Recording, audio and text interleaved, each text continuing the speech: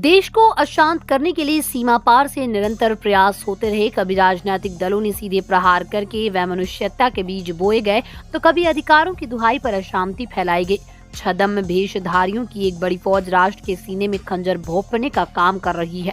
वर्तमान समय में लाल सलाम करने वालों ने हंसिया हथौड़ा लेकर किसान आंदोलन के नाम पर जिहाद छेड़ दिया। एसी, गद्दे, फर्नीचर, शामियाना, पकवान पकाने के संसाधन, घातक उपकरणों के साथ साथ धन की खुली थैलियां लेकर आने वालों ने उन अनेक असामाजिक तत्वों को भी भीड़ का अंग बना लिया। दिल्ली में अफरा तफरी फैलाने के षड्यंत्र को अमली जामा पहनाना शुरू हो चुका है। खालिस्तान समर्थकों की एक बड़ी संख्या भी आंदोलन का हिस्सा बनकर सरकार विरोधी अभियान में जुट गई। आरोपों में आखंड डूबे अनेक राजनीतिक दलों के संरक्षण में पर्दे के पीछे से चीनी चालें विकराल रूप लेती जा रही हैं। पाकिस्तान के रास्ते से आने वाली घातक योजनाएं पंजाब में पांव पसारती जा रही है। खेत पर काम करने वाले किसानों को इस फसली काल में आंदोलन का विचार सूझना नितांत अप्रासंगिक है। उनके सामने लौलहाते पौधे हैं, उनकी परवरिश और है कमाई का एक अवसर।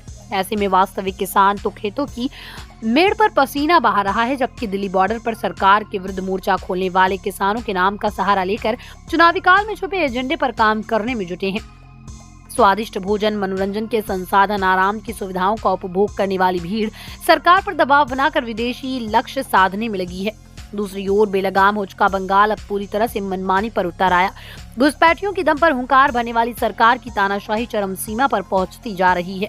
केंद्र के सरकारी अमले तक पर आक्रमण की घटनाएं सरेआम सामने आ रही हैं। आर्थिक विकास के मापदंडों पर 4 कदम आगे चलकर दुनिया में सनातन का परचम लहराने वाले भारत के विकास से पड़ोसी घबरा रहे हैं। चीन, पाकिस्तान, कनाडा, मालदीव जैसे देश एकजुट होकर भारत में भीतर घातियों के कंधों पर हथियार रखकर चलाने में जुटे हैं। लोकसभा चुनावों के आधार पर तय होने वाला भारत का भविष्य एक बार फिर देश के नागरिकों की अग्नि परीक्षा लेने की तैयारी में है। वहीं दुनिया के अनेक मुस्लिम कट्टरपंथी राष्ट्र अब सनातन के मानवतावादी सिद्धांतों की ओर आकर्षित हो रहे हैं। संयुक्त अरब अमीरात के अबुधाबी के बाद बहरीन में भी सनातन के प्रेरणालय यानी मंदिर की आधारभूमि तैयार हो गई। कट्टरपंथी मुस्लिम राष्ट्रों में वसुदैव कुटुंबकम के आदर्श वाक्य को चरितार्थ करने वाली प्रकृति को स्वीकारोक्ति मिलना सहज नहीं। भावनात्मक हाथी लेकर सर्वे भवन्तु सुखने का शंखनाद करने वालों पर दैत्व आक्रमण होना है आश्चर्यचकित नहीं करता।